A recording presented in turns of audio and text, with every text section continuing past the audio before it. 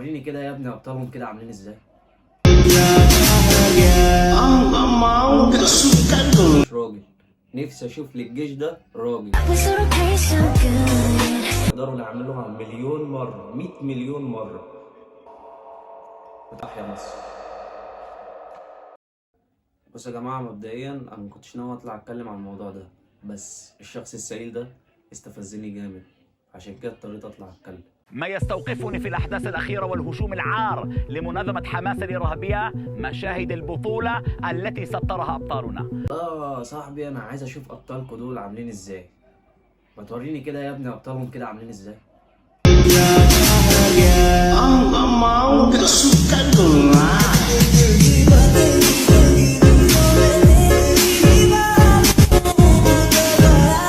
ايه ده، هم دول الابطال؟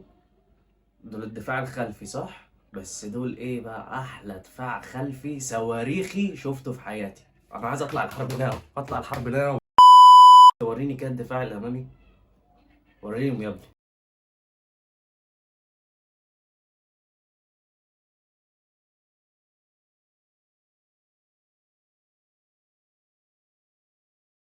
انا مش عايز الناس العلقه دي، لا انا عايز الابطال بتاعت الدفاع الامامي بسرعه.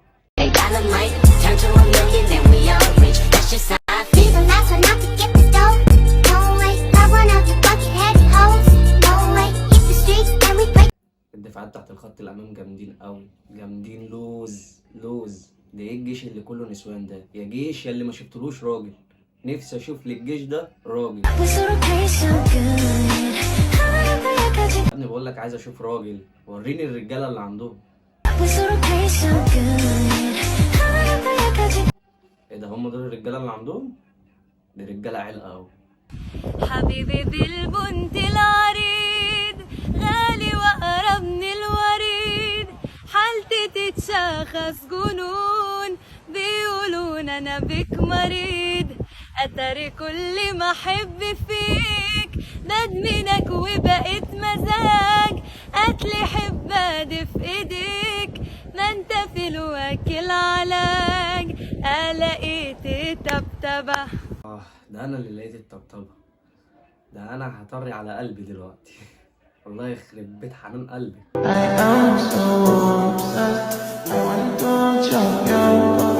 يا ناس انا لسه قايل من شويه، هم مهتمين بالدفاع الخلفي، مش عارف عايزين يعملوا فينا ايه.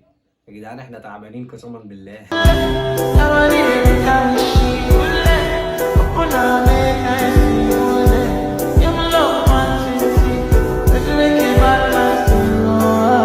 الحرب دي لو قامت احنا مش هنخش نحارب، احنا هنخش نجيب عيال على طول، مفيش تفاهم. وانتوا عارفين ان احنا شعب بنتعامل ازاي. بص يا جماعه نتكلموا جد بعيدا عن الهزار خالص. انا عارف ان القناه بتاعتي معلهاش ريتش ولا حد بيشوفها، بس مش مشكله، المهم ان انا قلت اللي في قلبي. تمام، بس اهم حاجه قبل ما ابدا ندعو للشهداء فلسطين. تمام، دي اول حاجه. تاني حاجه، الناس دي بتتكلم على حقوق الانسان وعلى الحريه. تمام، هم ولا عندهم ولا حقوق انسان ولا حريه لما يموتوا طفل ويموتوا عيله ويقتموا ناس ويهدموا بيوتهم. فين اصلا حقوق الانسان اللي عندهم؟ بس هي لو اتفتحت لنا الحدود، وانا عارف ان ده مش هيحصل لاسباب تانية مش هينفع اقولها، مش بتاعتي. تمام، بس لو الحدود اتفتحت لنا احنا قسما بالله مش هنسيبكم، وانتوا عارفيننا على ايه.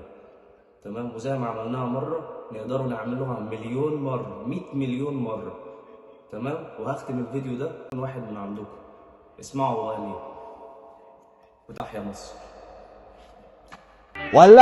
والله إذا الشعب المصري هجم علينا ما راح ناخد معهم غلو.